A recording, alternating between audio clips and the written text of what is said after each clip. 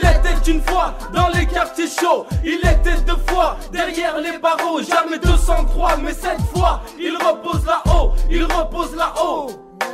Je me souviens qu'un matin 90, un régiment de police a débarqué dans mon quartier pour perquisitionner. Ce n'était pas banal, c'était même infernal. Tout a débuté quand un cri a éclaté dans les escaliers. Puis un homme est en fuite et par la suite s'entame une poursuite à bord d'un bolide splendide et très rapide. On dirait que c'est du suicide mais il a le manche et c'est ce qui déclenche une chasse à l'homme. Où c'est tout comme juste après un virage, il rencontre un barrage. Pas question de rester sage, une seule idée en tête. Pour lui il faut que ça pète, alors il accélère. Et c'est comme à la guerre, tel un bataillon, les agents en position se préparent à tirer. Inutile de continuer et là le sang bouillonne. Quand le téléphone sonne, on entend une voix qui représente la loi. Elle vient dire à ses parents qu'ils viennent de perdre un enfant. C'est d'abord le père qui avertit la mère et les larmes ont coulé. Elle voulait le rejoindre, elle voulait aussitôt s'éteindre. Quand j'ai vu cette mère pleurer, j'ai voulu l'accompagner et rien ne pouvait m'en empêcher. M'en empêcher.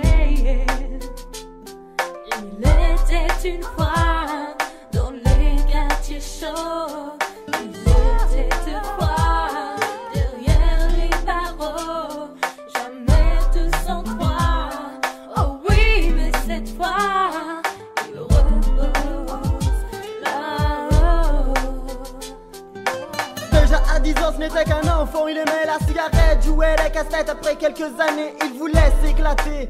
Zatla sur Rabta, il a quitté l'école pour rejoindre l'alcool. Il avait pas de travail et donc pas de bail. Pour lui la seule cure c'était de tenir les murs et squatter les bordures quand ses proches désespèrent.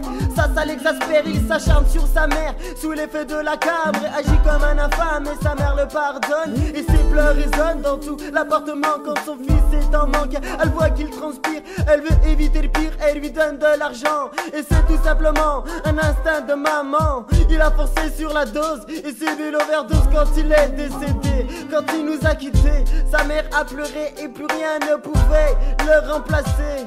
Le remplacer.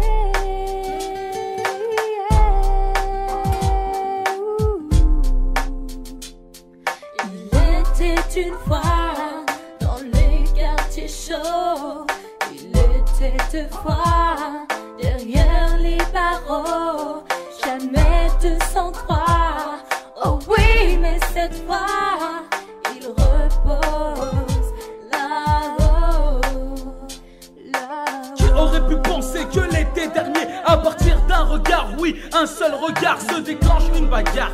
L'un joue le malin avec une arme de poing, l'autre commence à reculer, il veut retailler, mais non pas question. Dans le feu de l'action, un coup de couteau dans le bras, allait-il en rester là? En tout cas, on était là. À la vue de son sang, j'ai vu les larmes de ses parents. Alors on a bougé pour un sahab du quartier qui venait de se faire planter. Il a fini aux urgences, faut qu'il assume les conséquences. Et lors d'une soirée, je l'ai rencontré, il a voulu se venger. Mais pas de chance, quand j'ai appris sa présence, j'ai pensé à l'avance, à mon autodéfense. On me glisse un 3-5-7, je le pointe sur sa tête. Si j'appuie sur la gâchette, ça y est, cette néquette. Je me pose des questions sur mon avenir. Qu'est-ce que j'allais devenir si j'allais en zonzon? C'est une chose me faisait peur, c'était bien les pleurs de tous ses frères et sœurs. Ce qui me faisait mal au cœur, c'était les larmes de sa mère et le désespoir de son père. Étant terrifié, j'ai longtemps hésité. Ici, une mère et ses larmes nous ont convaincus. Elles nous ont même vaincus, moi et mon arme.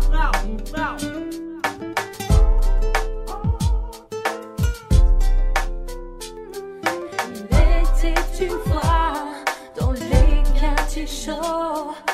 Il était deux fois